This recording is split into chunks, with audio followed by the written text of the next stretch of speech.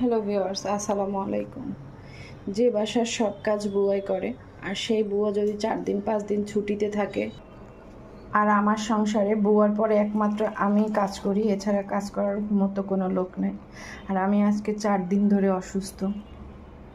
বাইরে থেকে খাবার কিনে আনা ছাড়া কোনো উপায় নেই। 4 দিন ধরে হোটেল থেকে খাবার কিনে, 2 দিন হচ্ছে, প্রথম 2 দিন বাচ্চাদের নুডলস খাইয়েছি।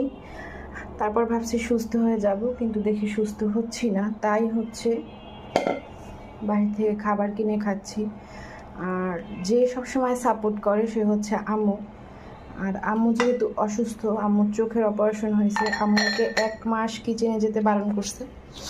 আম্মুর খাবার আম্মু নিজে রেডি করাই দায়, আম্মু আমাকে কীভাবে রেডি করে দেবে। আর যেহেতু আম্মু অসুস্থ, রান্নাবান্না, সেই জন্য আমি আম্মুকে জানাইও নাই যে আমি অসুস্থ, তাহলে আম্মু টেনশন করবে বা রান্না করে নিয়ে আসার চেষ্টা করবে। দেখি কয়দিন এরকম খেতে পারি, আল্লাহ ভরসা। আল্লাহই একটা ব্যবস্থা করবে। সবাই দোয়া করবেন, পাশে থাকবেন। এই তো আর কি, এছাড়া তো আর কিছু বলার নাই। দোয়া চাওয়া ছাড়া তো আর কিছু করার নাই।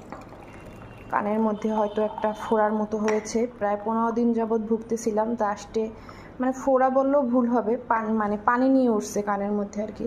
প্রচণ্ড জ্বর, কানে ব্যথা, আরও অনেক কিছু আর কি। সবাই দোয়া করবেন, ভালো থাকবেন, সুস্থ থাকবেন। আল্লাহ হাফেজ।